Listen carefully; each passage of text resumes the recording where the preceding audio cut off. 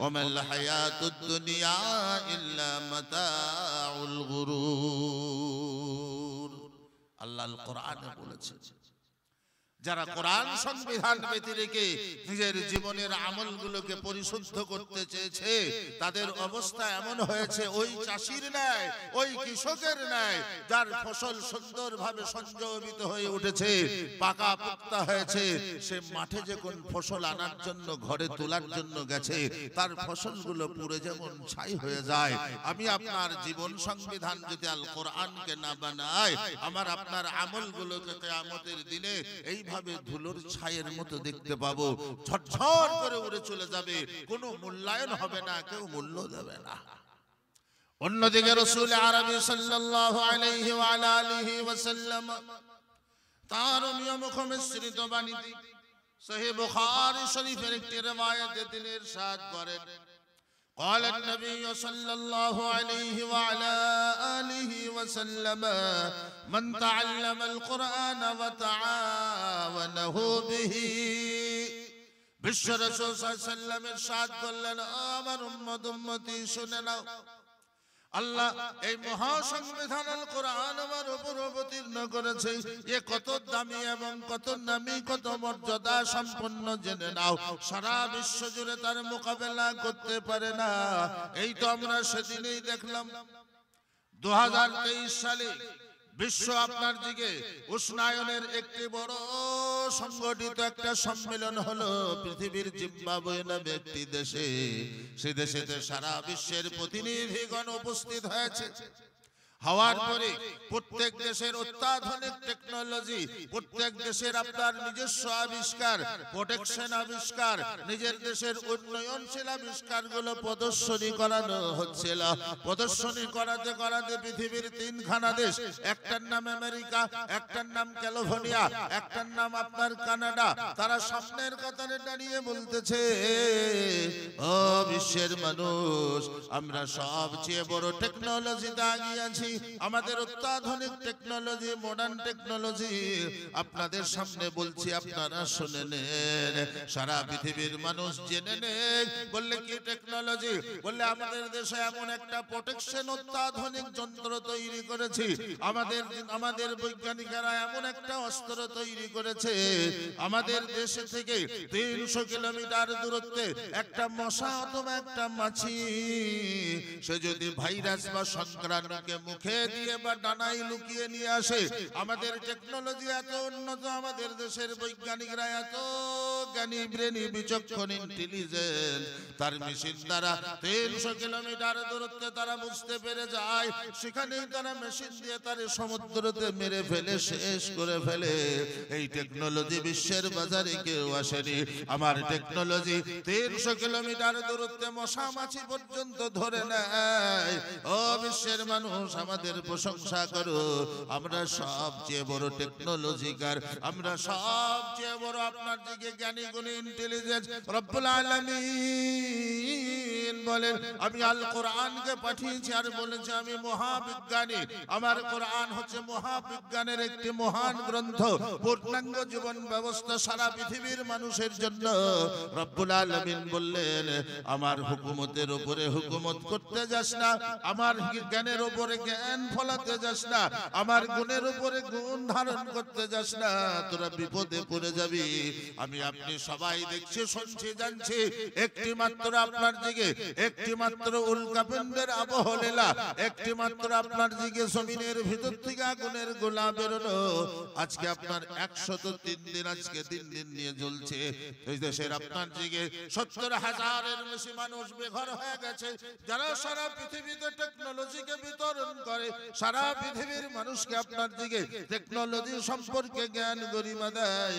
রব্বুল আলামিন বললেন, তোদের টেকনোলজি তোদের জন্য কাজে আসলো না, আমি আল্লাহ যখন কোরআনে বলেছি আল আজিজুল হাকিম, আমি মহাবিজ্ঞানী, আমি কোরআন দিয়েছি জীবন সংবিধান বানা।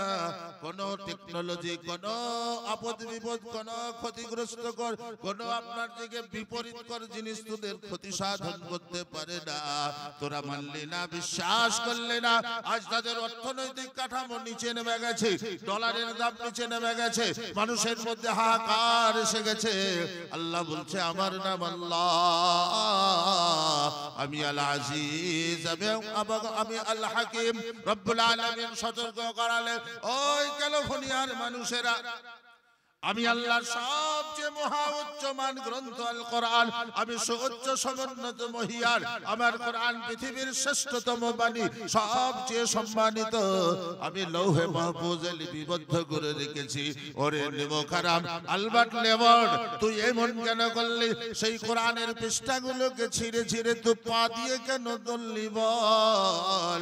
ওই শৈতানের মানুষ, আল কোরআনের পৃষ্ঠাগুলো ছিঁড়ে ছিঁড়ে তুই নোংরা পানিতে নিক্ষেপ করছিলি।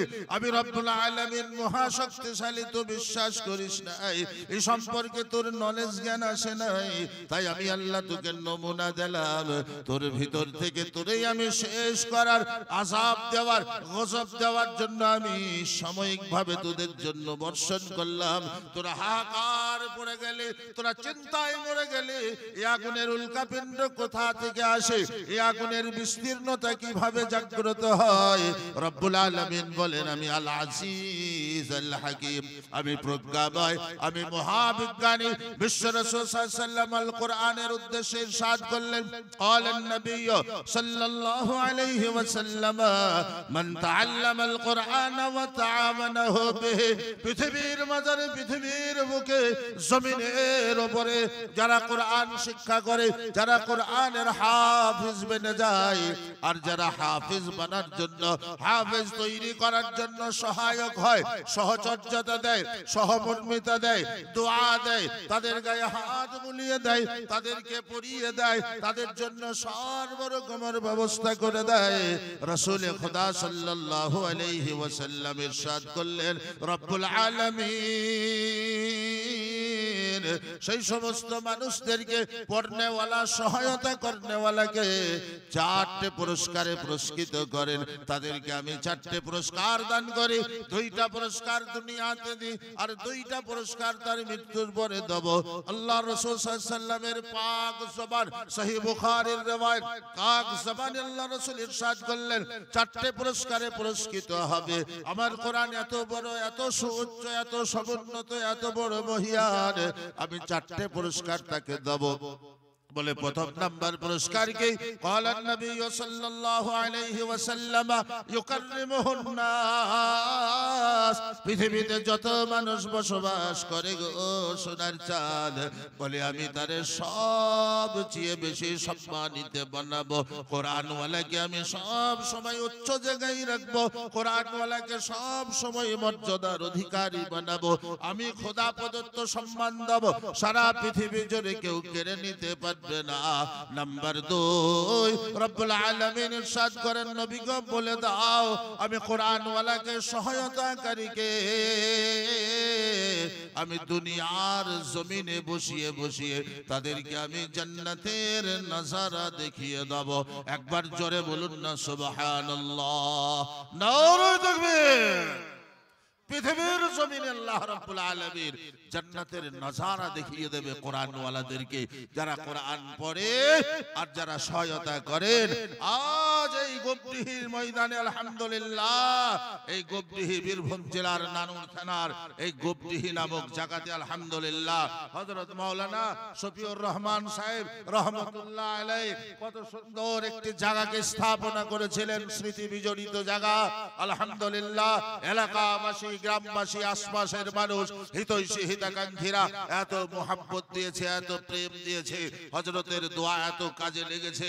উলামায়ে দ্বীন, হাফেজে কোরআন মাদ্রাসার শিক্ষক কমিটি হিতৈষী হিতাকাঙ্ক্ষীদের ঐকান্তিক প্রচেষ্টায় মহব্বতে মেহনতে তাদের আন্তরিকতার কারণে আলহামদুলিল্লাহ আজকে মাদ্রাসাতে এই 16টা কোরআনের রক্ষক হয়ে মাদ্রাসা থেকে বেরিয়ে বাংলায় নয়, ভারতবর্ষে নয়, পৃথিবীর জমিনে জমিনে কোরআনের প্রচার শুরু করবে। একবার জোরে বলুন না আলহামদুলিল্লাহ।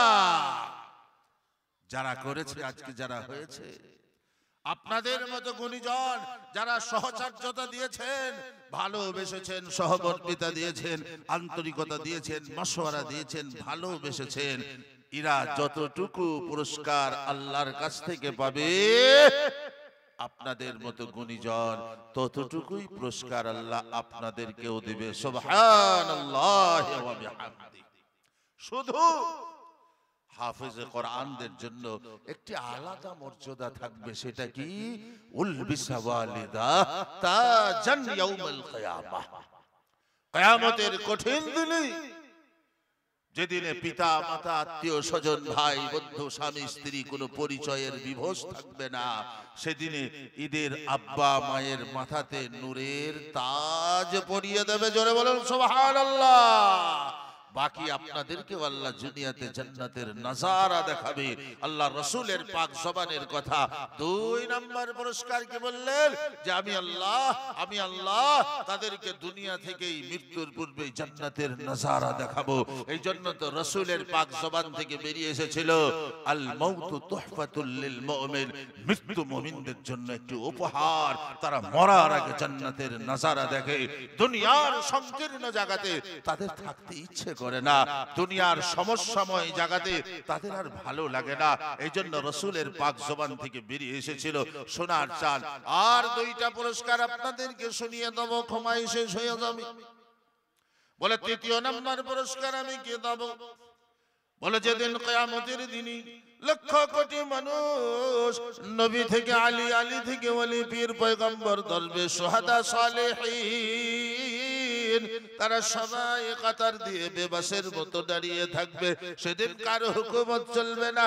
আমি আল্লাহ দুনিয়াতে বলে দিয়েছি ওয়াল আমরু ইয়াউমাইযিন লিল্লাহ।